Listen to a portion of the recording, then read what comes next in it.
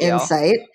So you have experienced massive success in your life, right? As an entrepreneur. And massive failure.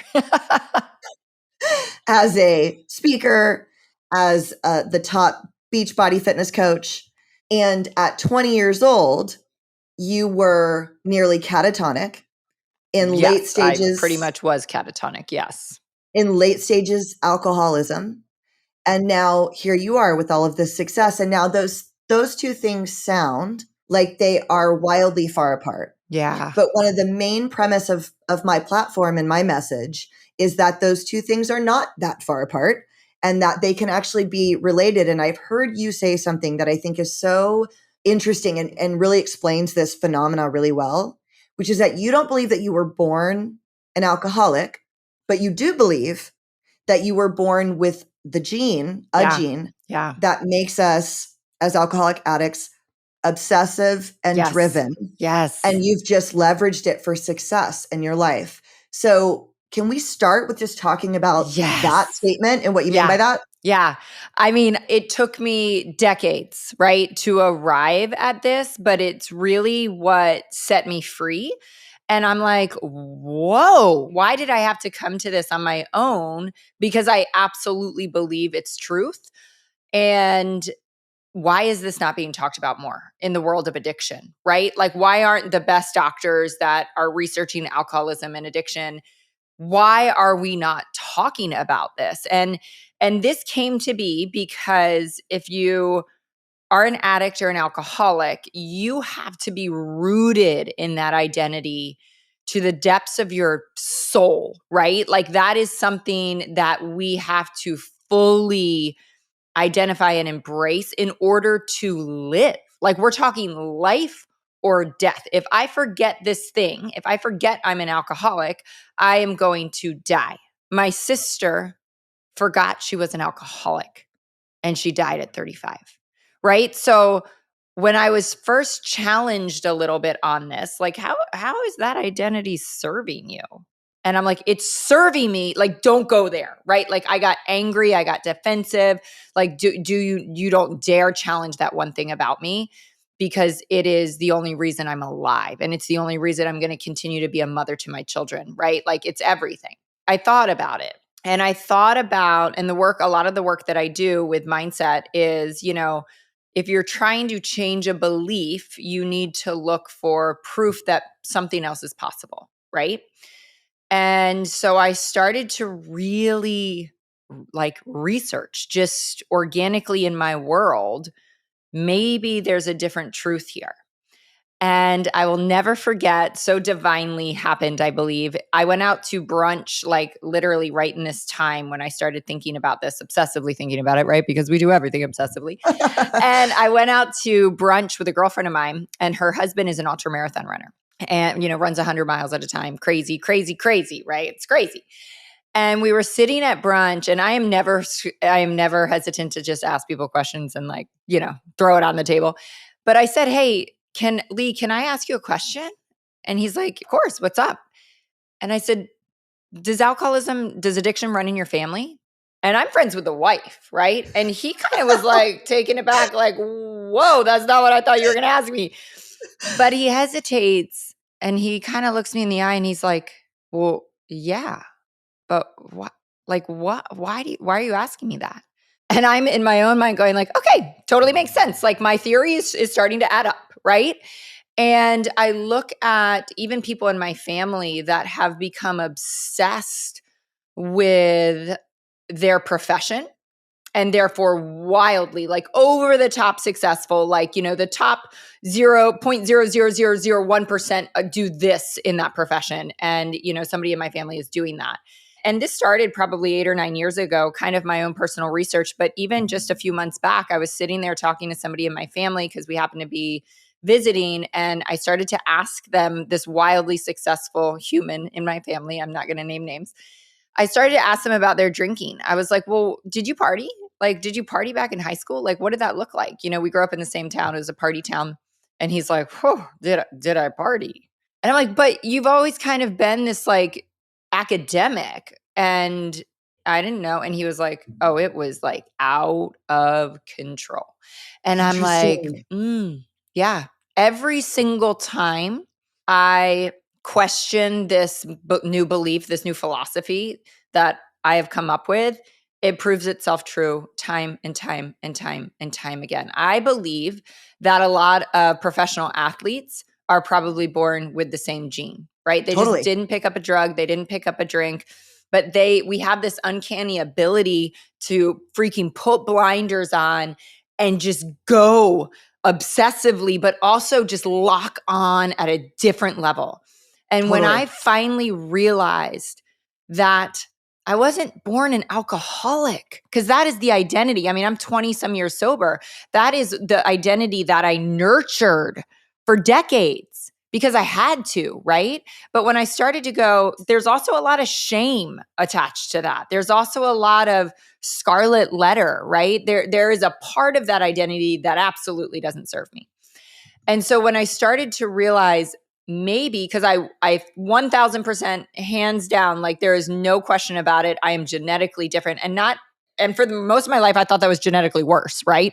Like I Right. am Yeah. genetically different. I mean, literally just on Saturday, we were at a yoga festival and everybody got an iced coffee. And 30 seconds in, I'm like, oh God, who's the addict in the group? I had finished mine in the first 30 seconds, right? Like, and everyone else had just taken a sip. Like everything I do is just not normal, right? Yeah. But I started to realize that I was born with, and I don't know what the word is, right? At the time when I was trying to figure this out, I was like, it's like driven, it's obsessive. It's not obsessive compulsive disorder. It's driven and obsessive. And you know, I don't want a little, I want a lot of everything, right? Like Yeah. give me, I'm not going to eat a bite of chocolate cake, I'm going to eat the chocolate cake. Totally. And I can't turn that off, and it is something that's been in me since years before I ever took my first drink. And so I started to realize that this thing that I have, this way that I was genetically born into the world could actually be my superpower.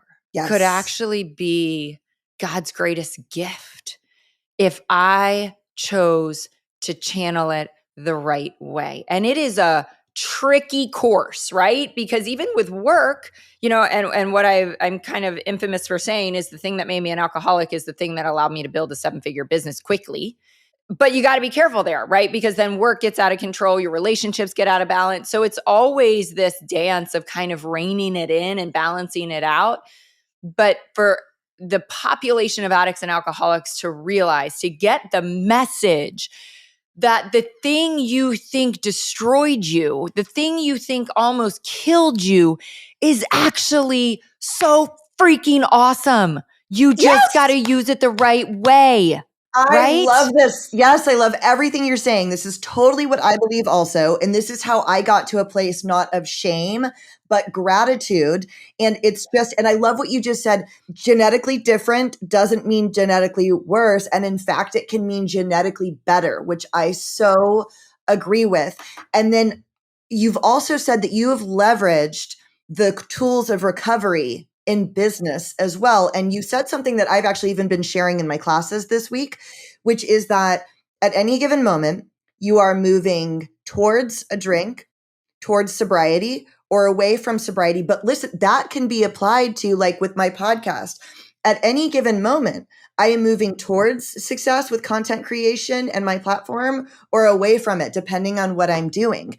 What other tools of Yeah. recovery would you say you've been able to leverage for success in business and in life? Gosh, I think it all applies, right? Like I remember having very kind of wildly quick success in the coaching world. And there was somebody that was like in my business that was in recovery as well. And she said, she just kind of said this one day. And I was like, I never thought about it that way. She was like, you have kind of an unfair advantage. And I was like, no, I don't. Like, cause I am such a big believer in like when I stepped into the coaching world, I had no idea what the hell I was doing. I didn't know how to create social media. I didn't know how to, launch a podcast. I didn't know how to write a book. Like I knew nothing. I do not have any advantage. And if I can do it, you can do it. Like that's always my message.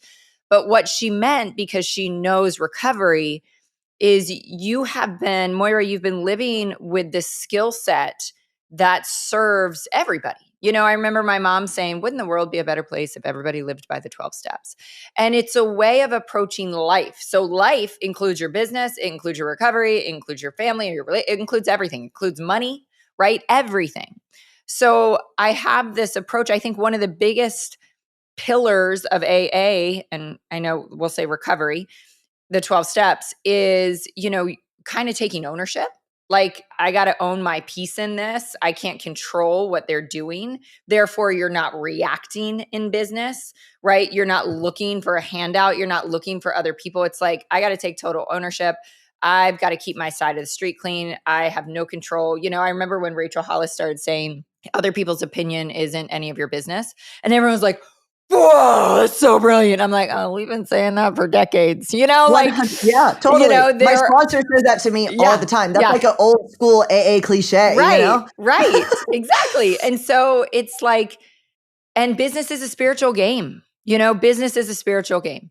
And so recovery is based in spirituality. And so when you have all of these kind of concepts, and one of the biggest ones, and I was actually talking about this yesterday on a podcast, when I stepped into the world of coaching, it was very automatic for me to look for the people that were ahead on the path, that had found success, that were modeling a business and a persona, meaning like their values, right? Like, I always think of Jesse Itzler. Like, I adore that man and what he stands for and his belief system and how he approaches business. So I would look at these people that were ahead on the path that had, and this is recovery, they had what I wanted, right? They were where I wanted to go. And I would seek community with them, relationship with them, getting in the same room with them. And I would ask a million questions. It's one of the things that allowed me to get sober, is the same thing that has allowed me to be very successful in business. Because I'm like, I got to get with the people that are finding success. I got to just ask them 1,000 questions. And people are people. A lot of people are willing to have a conversation, invest time into people that are also willing to do the work. I've always been willing to do the work, right? I'm always taking massive action.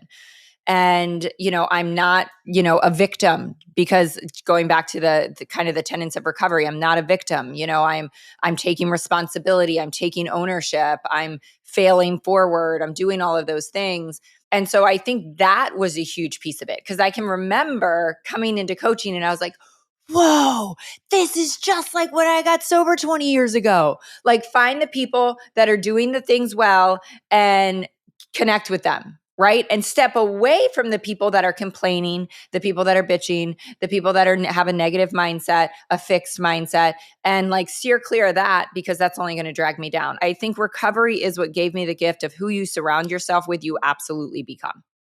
100%. Well, and that's another thing I've heard you say. That's a very empowering way, what you just said, to describe. In recovery, we talk about the surrender, which can sound, it's got this like connotation that's not necessarily positive. But I've heard you say that surrender is the willingness to take suggestions from other people. And again, in the recovery paradigm, we think like, oh, that's because like I'm a loser, so I have to get a sponsor and have them tell me what to do. But my sponsor is brilliant and zen and like all these things I want to be. And so if we look at sponsorship as like mentorship with someone that's more successful, like you would in business, like if I got connected with the top GM at Cycle Bar, I wouldn't see that as like a bad thing. Right. That's a great thing to be mentored. And so I think that framing surrender in that context, it's being willing to take suggestions from someone that's more successful than you. It's a great way to look at sponsorship. And then again, like you said, take that willingness with us into our lives. In fact, I've been thinking like, since I heard you say that, I do need to connect a little bit more with some other GMs in my industry, because I want to grow, I want to grow this business and I want to grow this studio. And I'm like, I have done that before. Yeah. So I love that so much. I just want to stay on that for a second, that nugget you pulled out, because I think hitting rock bottom has always given me the gift of humility. You know what I mean? It's like in the business world, it's probably the thing that people come up to me and say the most. And I'm always perplexed. They're like, you're so humble. And I'm like, I don't know what that really means because I'm just me. Like, I don't know any other way to be. I just really don't. But I think when I really think about that and I get in the business world and I'm like, oh, and I see others with huge egos, I'm like, oh, now I see the difference. Like, I know what you're talking about. I think it's because I am this far away from death. I am this far away from a relapse. I am this far away from a drink, and that's something I'll never forget. And so, good God, I am no better than anyone, and it's kept my ego in check, which keeps me really freaking teachable, right? Really, really teachable. And the other definition I heard probably 15 years ago of surrender, and I remember this stuck with me because at the time I think I was thinking like surrender, like that feels like defeat. And they were like, ask a soldier in a war what they do when they get the call, enemies are like, they're at the lines, they're fighting in battle, one side against the other. And somebody gets a call, one side gets the call and says, game over, we're surrendering to them. And they said, what happens next is they lie down their weapon and they sit and they wait for direction. And I was like, whoa. And really, in life, it's laying down your weapon and looking for direction to join the winning side, right? Yeah. And that was huge to me. It's not a surrender that we failed. And that's a whole nother topic because I really don't believe there's such thing as failure, but it's just giving up your way, your will. I mean, we learn in recovery that like my best thinking got me here. Like my best thinking got me to rock bottom and destroyed my life. So therefore, maybe I shouldn't rely on my thinking anymore. And so we kind of give over to somebody else. But when we're new in business or we're new to podcasting or we're new to being an author, it's like I don't know anything. So I have no choice but to listen, but to learn, but to grow, but to seek wisdom and counsel from other people.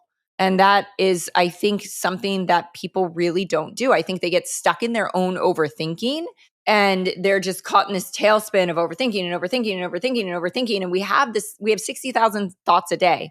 59,999 of them we thought yesterday and the day before and the day before and the day before. So having a conversation with yourself isn't going to get you very far, right?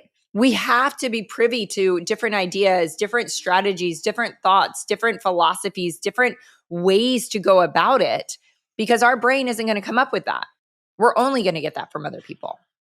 I think it was Einstein who said the same thought that created the problem isn't going to undo the problem. Yes. So, exact same idea. And you guys can check me on that, but I'm pretty sure it was Einstein. So let's talk about how you got to catatonic at 20. So what does your life look like? How and when and why do you start? Drinking was your primary. Yeah, there were definitely drugs in there, but alcohol was definitely my drug of choice. Okay. And there's a little bit of a story there. So, I was the youngest of 6 Irish Catholic kids. So definitely had alcoholism in my family, but it was never around me. It was like my uncle that lived far away. I grew up in as normal of a family as you can get. I mean, my sister was manic depressive bipolar. So that was definitely kind of a loose cannon to deal with growing up. But even that, I'm like, it's probably as normal as you can get in this world. Like we've all got our stuff, right? But I had parents that were married together. I had a great loving family. I was, like I said, born with this like foot on the gas. So I was the best academically. I was the best at every sport that I participated in. I was, took piano and I was good at that. I was just good at everything. And I don't say that from an egotistical standpoint. I just say that as that's like the facts. I was, the all-star the gifted and talented student, all that stuff. And that started to become my identity, right? Not because my parents ever put that on me, because they were really good to check my ego. Like they just really kept that in check, but society rewards that, right? It feels really freaking good to be on every all-star team and have your name in the newspaper and, take the SATs in 7th grade. Like that just automatically gets rewarded by right. Making you feel like, now this is who I am. I'm this athlete. I'm this academic. I'm this whatever.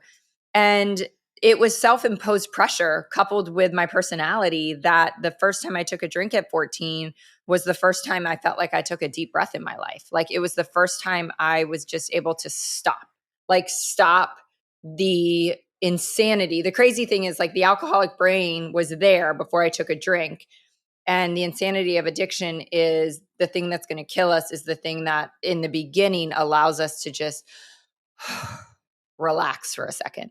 Right. And we don't have the skills to do that. I certainly didn't have the skills. The world's changed a lot, thank God. But I didn't have any coping mechanisms for my brain.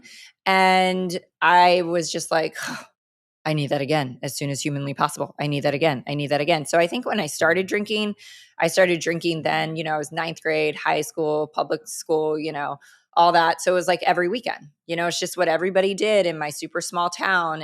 And by the time I was a senior in high school, it was bad. It was drinking during the week, drinking during the day. I had thrown away all the scholarships, but I had rationalized my way out of it. Like, I don't want to play sports in college, Mom. I want to have a college experience. Like, you think you're making these really thought through decisions when it's really your disease owning your life, right? Totally. And so I ended up going to college in my hometown. And I mean, that's where it just kind of went off the cliff of, now it's not just daily drinking, but it's literally 24 hours a day. If I'm awake, I'm using.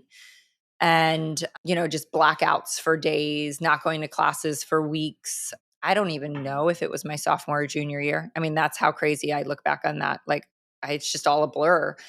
And my parents were kind of like, whoa. They had gone through Al-Anon and a lot of stuff with my sister at that point. She was 5 years older. And they were like, holy shit, you have a problem too. Like, we've got another daughter that has this. But they were in Al-Anon at that point. So they kind of knew not to enable me. They also knew that I mean, I'm so ridiculously independent that I just wouldn't have had that dynamic with them. And so I ran away to California, from Maryland to California. Okay. What was your initial reason for going to California? What was your I was just trying to escape the heat that was coming down on me. Like, my parents at that point were like, you need help. They sent me to my first recovery meeting. It was in my Catholic school basement, like in my cafeteria that I sat in as a child for 9 Yeah. years, and it was a super small town. So I go to my grade school, Catholic school, and I'm like, holy hell, my life is like, how did I end up here at 20? Right. Right. And I felt like my life was over. They probably weren't that old, but at the time, they were older. It wasn't recovery like it is in a big city. So I was like probably the youngest by 30 years, so there wasn't a young people's community there for me. Recovery seemed impossible. And I wasn't ready. I wasn't ready. So I got on a plane and flew out to California, and I can't believe my parents let me go. But, Were you thinking, I want to be an actress? I want to be at the beach? no, What? I was thinking, get me out of trouble. Like, get me away That's it. from, just get me Okay. away. And I always wanted to go to California. I will say that's something that was like in my soul since I was a child. I was like, I'm going to live in Me California too. one day. And I had gone Totally. out on a spring break trip, and I had this like God moment where I was like, this is where I'm supposed to be. Like, this is where I'm supposed to be. And I feel like that was God just laying, kind of the looking forward to, like, yeah, this is where you're going to have to be to get sober. So I landed in California summer. Don't remember what month, probably beginning of June, maybe, because it was just after school. And at that point, I started to have like a little bit of the seed was planted, right? My parents actually planted that seed, thank God. And I thank them for that. A few months went by. I went out to a bar. There was a girl there that was like just the life of the party. And I don't usually go into all these details, but it's part of it. Like, she walked into the house that we were at before we went out. And I remember she was so just like had this light about her and was so outgoing and bubbly and beautiful. And what I remember thinking in that moment, in my like probably drunken stupor, was like, I used to be friends with people like that, and I was hanging out with like straight up addicts at this point.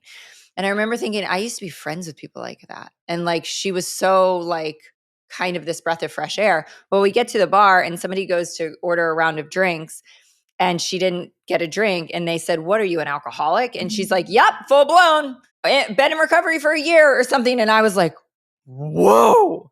Like, I didn't know anyone young got sober. I honestly didn't know that 24 years ago. I thought maybe you get sober when you're 60 years old or something. And so I called her for help. I called her the next day. I like hunted her down, and I said, I think I think I need help. And she got me to a meeting. And Oh, that just wow. started this kind of few month phase of me going in and out of the rooms and drinking again and in and out of the rooms, which is one of the most painful places you can possibly be. And I couldn't get it. I couldn't get it. I was doing everything in my power to get it, and I couldn't get it. And it was actually that girl that I called for the umpteenth time, at God only knows what hour. I was like, wasted and like, I can't, whatever. And she said, I can't talk to you right now. My brother just committed suicide. And that was a moment. That was a moment that I thought, what am I doing? I'm such a burden to everybody. I can't get sober. I'm killing myself. And I called my parents that night and basically like the gig was up, right? I'm 3,000 miles away from them. So I'm kind of pretending that I'm doing good, And I told them, this is the reality of my life. I need help. That's not a great feeling when you wake up the next morning and you come to and you remember that you called yourself out, right? Like the gig Yeah. it's up.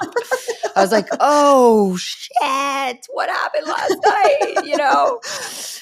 And they were like, all right, let's get you in rehab. And I was like, absolutely not, because I didn't think I was that bad. It's so crazy what this disease tells us. And so I kind of made a deal with them and I said, listen, I'll go to a meeting every single day. And because it was November. So they were like, go to rehab. We won't see you for Christmas. We'll celebrate it later. And I was like, excuse me? Like, I have a big, huge Irish Catholic family with like 40 people. I'm not going to not be home for Christmas, Oh, yeah. And so I kind of cut a deal and said, if I'll go to a meeting every day, I'll try to get sober. I'll do everything I can. If I don't stay sober, I will go to rehab. And I went home 3 weeks later at Christmas and I relapsed at home, which is just, it destroys a family. It's hard enough being an addict and an alcoholic, but I cannot fathom being the parent of an addict or alcoholic. I just can't. And I felt like I disappointed them and the disgrace in their eyes. I just couldn't do it anymore. I couldn't do it anymore. So I decided to go back to California and end my life. That's where I was at that point because I couldn't get sober. And that was that catatonic, kind of like almost like rocking in a chair, just staring blankly at a wall. How do I get a gun so I can kill myself? How do I get a gun so I can kill myself? Like really thinking, I know this person has a gun in their house. Like just, that was the only thought because that was the only solution. And a friend of mine showed up on my doorstep who, looking back, it's so funny because I've caught back up with him and ran into him at a meeting 20 years into both of our sobrieties. Wow. At the time, Devin was 4 months sober off of heroin. He was just this punk kid off the boardwalk that was newly sober. And he showed up and he tried to he just tried to talk to me. And I remember him saying, you got to pray. And I said, I can't. And he said, you got to get to a meeting. And I said, not possible. I was just catatonic. And he said, well, then I'm going to pray for you.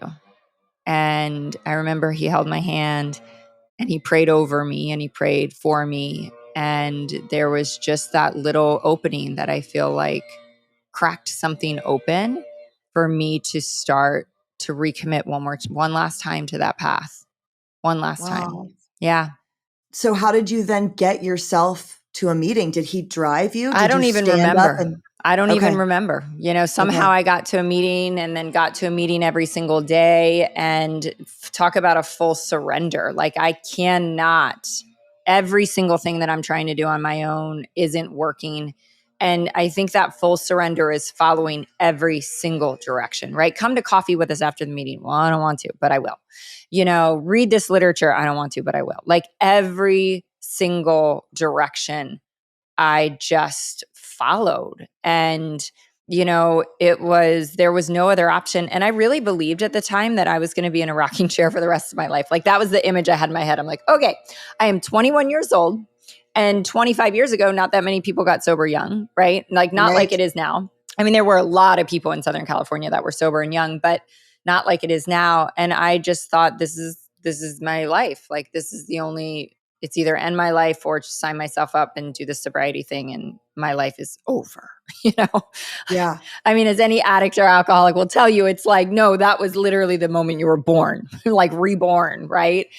And I look back on that year, that first year, because I think people are always like, well, what did you do? And I always ask that question. When I'm curious and I need help, I'm like, well, what did you do? You know? And what I did was I kept a very simple job, right?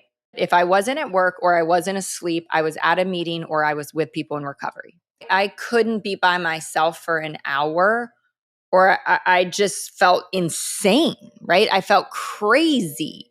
And there was this huge risk that my thinking was going to lead me back to drugs and alcohol. So I just had to totally surround myself. And that was the first year of my recovery. But, you know, I always compare it to people that don't understand the world of recovery. I'm like, well, think about cancer patients like that have knocked on death's door. And if they were all in the same building recovering together, think about the bond that that would build, you know? And that's kind of what we get. It's like the relationships that you build are so fast and so deep. And you've also mostly walked away from your total previous life and relationships if you're smart. So you grab a hold. And you know, I was in Southern California where we were snowboarding and surfing and sailing and rock climbing and like doing all these, going to concerts. And you get a whole bunch of young, crazy AF people together that love to live so life fun. on the edge, that are sober. And I'm like, this is amazing. It's so fun. It's and so they're so fun. funny. Yeah. Like the funniest people I've ever met are in Yes. recovery. Again, I've heard you say you were just like ensconced in recovery and Yeah. sobriety that first year and with the people. Yeah. I have a question. Yeah. You said you had a simple job. What was your job that year? I was a waitress at like a breakfast place, you know, Okay. just like, Okay. and I remember in very, very early sobriety, because your brain is just so stupid. I remember going to an interview at a bar because I bartended for years, and somebody in recovery was like, not a great idea. And I'm like, well, Right. why not? Like, I don't get it. I'm not going to drink, you know. Thank God I didn't take that job. And I had the kind of the counsel of people in recovery guiding me. And I was like, okay, after a while, I was like, you're right. I should probably just make a little less money and take this, you know, basic job that's like morning. It was like breakfast and lunch. And so I did that. And then I ended up working a little bit part-time at my friend's surf shop, who he was like 30 years in sobriety. And, you know, yeah. So how did you then get into fitness? So you're 21, you're working at a diner. How do you get into fitness? Yeah. So my background had always been, you know, I was an athlete. I wanted to be a doctor my whole life. Like ever since I can remember, I was like, I'm going to be a doctor. And I had the brains and I had all the things until I imploded it. Right.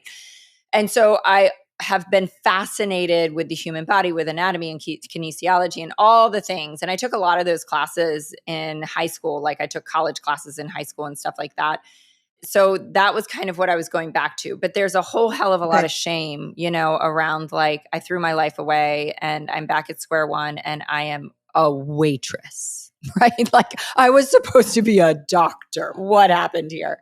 So I was trying to figure it out, right? I was trying to figure it out. And I think the biggest gift that recovery gave me is to listen to that voice, you know, listen to that still small voice. I always say, listen to the whisper. And I have always been super intuitive, even just as a young child. I think I was really like tuned in to just something.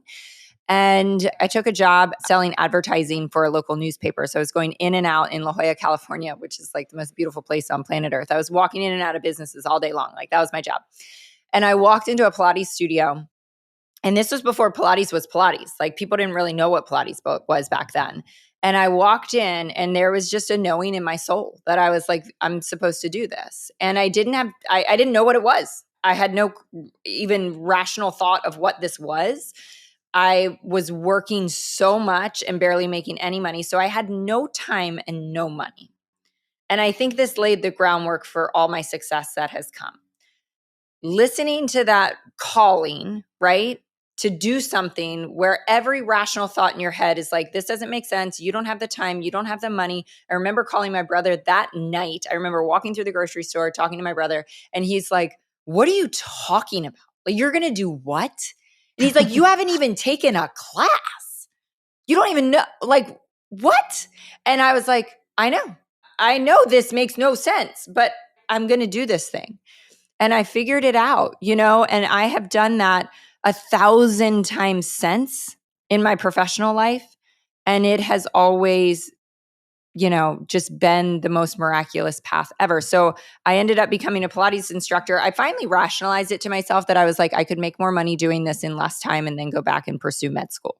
Like that was my thought. I'll go back to school and I'll go back through and I'll, apply to med school. And this is just something I can support myself through the process. And it became my career for 17 years. Like never would have thought that. So I moved back east a few years sober, opened up my own studio, a wellness studio, Pilates studio, had lots of employees and, different modalities that we offered. And it was a beautiful thing because as much as I love the human body and Pilates really allowed me to do that, it also stoked my entrepreneurial fire. And I was selling candy to the neighborhood kids when I was 6 years old for a profit, like my wheels are always turning in the entrepreneurial world. So again, I feel like my head was like, and society, we don't realize how much society puts on us. Like, you're supposed to be a doctor. This is what you love. You can make a lot of money. This is respectful. And I was like, okay, that's what I'm supposed to do. And having a Pilates studio I would never think that that's where I would have ended up. But it was wildly successful and it brought every single interest, love, and gift that I had to the table, What was the name of your studio? I'm it was curious. Pilates of Charleston.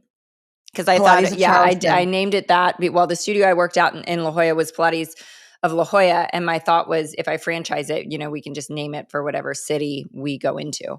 So, yeah. Did you ultimately sell your studio? How did you? Okay, I sold it. Yeah. I sold it many years in. Yeah. Because I had built and expanded and moved locations and gotten bigger and done all these things that I was like, there's nothing else here for me. And that's kind of my blessing and curse of my personality too. It's like, if I can't grow, if I can't evolve, if I can't tackle something new, I get really bored really quick. And so I was just like, and I had kids. So like I had 2 little babies at the time. And I was like, there's just nothing more I can do with this business, So I decided to sell it at that point. So you sold, but you didn't step away from fitness, obviously. You ended up working with Beachbody. Yeah, which was crazy. Something I never thought I would do, ever in a million years, ever. And then what does it mean to become the top coach in Beachbody? What does that mean? It means that there's really 2 main components. One is you're able to develop leaders, right? And I'm really good at teaching other people how to build businesses. Because I have an entrepreneurial background, I've built a lot of businesses, but I think the reason I'm able to teach people how to build businesses is because, there's business strategy, which is wildly important. But we all know and Tony Robbins always says, I think it's like 80% mindset, 20% strategy, right? So everybody can have this strategy, but if you're not leading with 80% mindset, to allow entrepreneurs to push through the hard days, to break through limiting beliefs, to create a vision for their life, to reverse engineer goals, like all that inside stuff, then it's why most small businesses fail, right? They're not even thinking about that stuff. So I really led with personal growth. Like I remember even the CEO, I mean, we're talking about $1 billion business. Like he would call me and be like, how are you, like, what is happening over there? Like, how are you doing this? And I'm like, well, I lead with mindset, right? I lead with connection and relationship and community, and I breathe belief. And I'm not just teaching the business, I'm teaching all of the other stuff that actually allows people to build businesses. So I think that's one of my superpowers is like, I love numbers. I'm very analytical, but I equally love the inside work, and you need both to succeed in anything. I think you absolutely need both.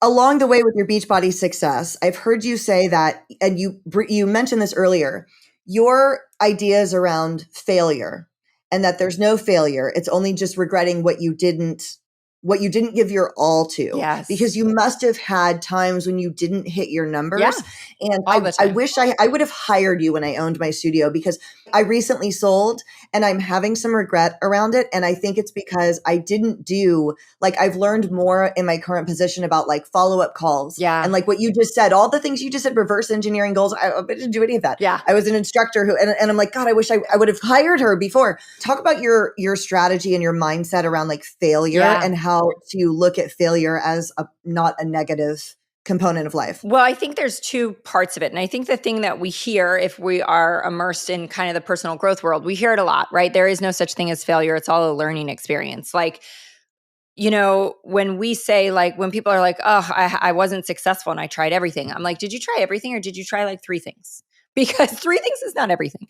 So when you are a massive action taker and you go quick, which is what I do, it's like, oh, that didn't work. That didn't work. That didn't work. That didn't work. Getting closer. That didn't work. That didn't work. Getting a little closer. That didn't work. You're just like, da da da da da da da da. And so I think the biggest thing that is people try 1 or 2 things and they don't experience success, so they consider it a failure. And I'm like, every single thing I've ever done has taught me, right? I had a cold pressed juice company in between my Pilates studio and coaching with Beachbody. And I invested over $100,000. I borrowed against my house. I worked my ass off for 3 years. I built the brand. It was wildly successful in a whole lot of ways. And I actually made a decision to walk away from it just because it was killing my soul. And I look back on that and, you know, I remember one time my mom saying like, oh, that was for nothing, like couple $100,000 and 3 years of your life down the tubes. And I was like, huh? And I was literally like, that was like the greatest gift I could have ever received, because I never would have been able to do, never, there's no chance in hell I would have built a 7-figure coaching business had I not had that exact business and exact experience and exact everything.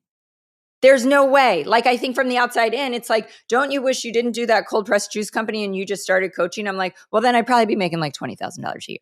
Wow. Okay. You just like blew my mind. And I feel like it's fated that we're speaking right now. Yes. Because that is like kind of how I felt about my studio. It was the most amazing, beautiful brand. People still talk about it.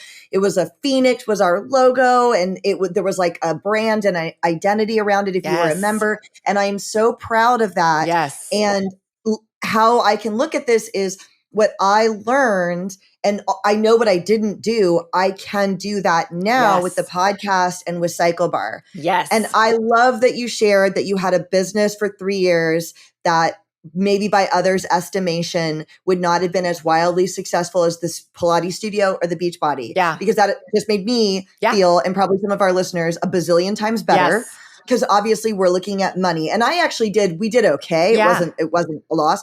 But I love that you shared that, because that just helped me so much. That's such a great way to look at it. If you really dig into, and I am obsessive about like biographies and, you know, documentaries and stuff. If you look at the biggest business like tycoons or the most successful people, they are like almost constantly folding certain companies. They've got so many companies that they're like, just invested 3.5 million or billion into that. Total failure. We got to close the doors on that one, run with this one. Like, it's never all working. We just think it's all working for them magically, and it never is. I mean, you could, even with Beachbody, you know, being a $1 billion company, I remember the CEO was like, you know, this thing failed, and then this thing failed, and then this thing failed, and then this thing failed, and then this thing failed. It's like failure is the path. Failure is the path to success. Successful people have just failed more. We have failed more. And we have to remember that. We have to remember that. But here's the piece you were talking about. And this is what I was going to say. That's kind of, we hear that, what I just talked about a lot, I think, if you're listening to the right thought leaders. But this was a huge aha that I had. So one of my top coaches that I've mentored to, you know, she's had a crazy success. She asked me one time a few years back, she was like, Moira, I don't understand. And I'm like, what? And she said, you're the only person I have ever known in my life that cannot hit your goals and not skip a freaking beat, and you just keep going. And I was like, that's interesting.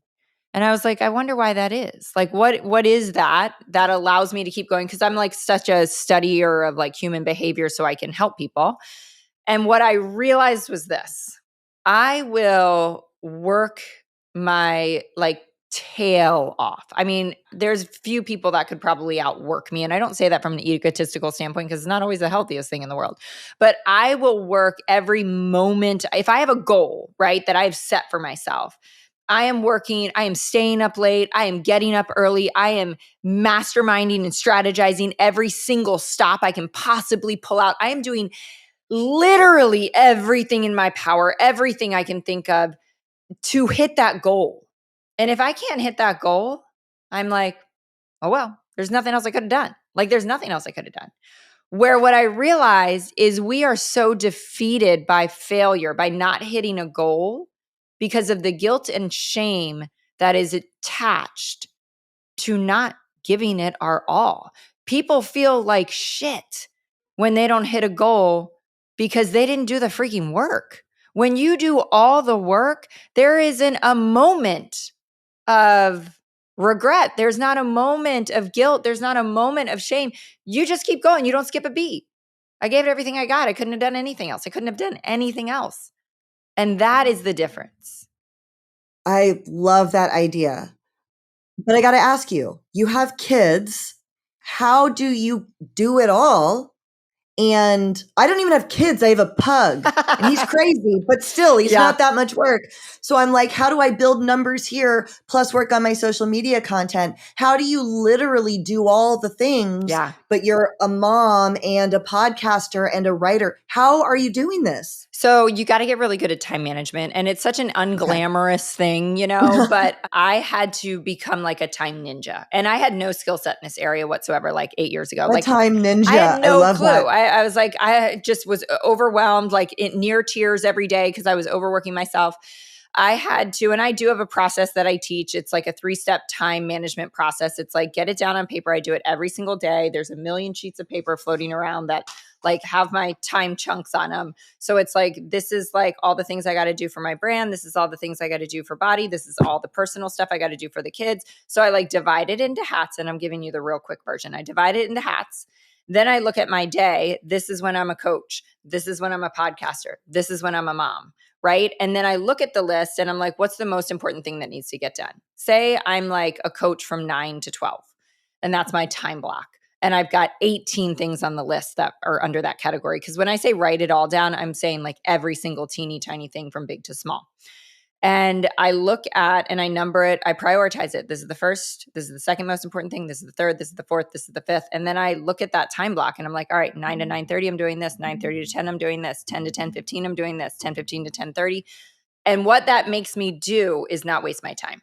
What that makes me do is not scroll Instagram or unload the dishwasher or pick up the phone because a girlfriend's calling. No way, no how. I have all this stuff I got to do. But what it also allows me to do is to feel really freaking good about putting my phone down when it's time for me to be a mom. Because again, I have worked so smart and so efficiently, and I've gotten so much shit done that I feel good about stepping away from work. It doesn't feel good to put your phone away and spend time with your kids when you have wasted all day long and you haven't gotten crap done. And now you've got that pull of I've got to return this message. I've got to do this thing, but my kids are pulling at my arms, but I got to do this. And you just are living in this frustration and this anxiety. When I am doing something, when I am on a podcast, I am on a podcast. When I am with my kids, I'm with my kids. When I am coaching a client, I am coaching a client because I have things slotted out that I don't have to be interrupted by DMs when I'm doing all those other things because I'm going to respond to my DMs at a certain time. I love that, a time ninja. And speaking of being a time ninja, I know your time is short. I have one last question that I have to ask you, though. I have way more, but I at least want to ask you about this. You have also developed, this is the coolest thing, I'm going to order it today, your journal, your proof of life journal. I am so into the idea of neuroscience and leveraging neuroplasticity of our brains and rewiring our brains for whatever. And you have spoken about, I'm getting it. It's within arm's length of me. It's not within arm's length of me because I wanted to show it on the podcast. It's literally next to me 24/7. Yeah. So, because you spoke about losing confidence when we're addicts, because the shame of waking up daily and making a promise to ourselves. And this is a pain I think only an addict knows, the exquisite pain of waking up and saying, I will not do dope today. I will not drink today. I will not shoot heroin today. And you do it anyways. It's a betrayal of self at a deep level daily, and it destroys our confidence. And you have spoken about this way that you've developed over these years of a morning process of writing things down that developed this journal that you call the proof of life, which is so cool. Can you talk about your journal? Yeah. So it is a process that I was organically doing for myself for lots of years, right? And then I started to teach it to women I was mentoring. And so they would start to do it. And so it wasn't just that it radically changed my life, I saw it radically. I mean, from despair to the top of the mountain, change people's lives. So, like in regards to business success and, freedom in their body, freedom and just joy, all of it. And it really came back to all of this. And so that's why I am successful in a lot of things, because I'm able to take really complicated information and strip it down and make it so simple that it's doable. Right. And so this is kind of a combination of so many things, right? You're writing out your vision, which we need to have that at the forefront of our mind every day. So the practice is you're reading your vision. You're writing out 5 ways that, like, proof is, what we say, proof that life is happening for you, right? Like, what are the miracles? What are the God winks? What are the things that happen? But it has to be in that day. We're not just saying like, I'm grateful for my house. It's Okay. like, what happened yesterday? Okay. Or if you do it at night, what happened today? What are 5 things? Because our brains, and this is a whole nother probably show, but our brains are designed to keep us safe. Our brains are designed to look out for danger. Our brains are designed to go like, oh, shitty comment on your Instagram, she's a hater. Like, our brains are literally on alert to look for threats all day. So the things that we're going to remember is all the bad stuff. It's all the bad stuff. We will not literally assimilate in our brain and retain the good. So no wonder so many people are depressed, right? So we have to condition our mind and start to create, like you said, it's neuroplasticity, right? Lay down new wiring that is literally proof that our life's pretty freaking good, that we are winning in a lot of ways, that there are so many gifts every single day. And so you're reading that vision, so your eyes on the prize, you can remember what you're building and why. You're writing down 5 proofs, then you're asking yourself, what are the 3 most important things I need to do today, right? That's your time hack process. There's not 28 things you need to do today. There's probably 3 main things that are going to actually move the needle in your life and in your business. Prioritize those. What are the 3 most important things? And then these are huge. What am I excited about? Because that question reframes our to-do list, right? I can so easily be like, oh, I got to do a podcast at 8:30, and then I got to go to a meeting at 10, and then another podcast at 11:30, and then I got to pick up my kids, and then I have to. I get to. I mean, literally, when I say, what am I excited about today? I'm like, oh, I get to interview Chris Lee at 8:30. I get to hop on your podcast at 11:30. I get to spend time with my kids this afternoon. I get to. So what am I excited about? And then the last one is, what am I proud of myself for? Because we don't flex that muscle enough. And that is a muscle and a wiring in our brain that we really need to flex on a daily basis to change how we feel about ourselves. Because when we step into more confidence, when we can see the proof and we can tell ourselves we're proud of ourselves for something every freaking day, that's how you reshape your life. That's how you reshape your confidence. Wow. I'm going to order your journal. Where can everybody else order your journal and connect with you and find you? Because they're going to want to. Yeah. Yeah. So I always say it's complicated and simple at the same time. So everything is Moira Kucaba. So Moira Kucaba. It's just not easy to spell. But Instagram, TikTok, website, YouTube, it's all the same. And then books are on Amazon. So I have a planner and the journal, and they're all on Amazon. You can just search my name and they'll pop right up. I cannot thank you enough for your time. I feel super inspired. I know all of my listeners are going to feel super inspired. And again, I feel like it was almost like divine too that we connected, because it was just a year ago today that I sold my business and the guy like ran it into the ground. So the brand doesn't even exist anymore. Yeah, that happened to my juice company too. It's tragic. It imploded as soon as I sold it. I'm like, dude, I handed you this community on a silver platter, but whatever. Another conversation for another day. But so connecting with you just has, like, for me personally, re-inspired me and made me feel like so much better about everything. Good. So Good, thank good, you good. so much for your time. I You're really appreciate it. welcome. Absolutely, girl. Thanks for having me.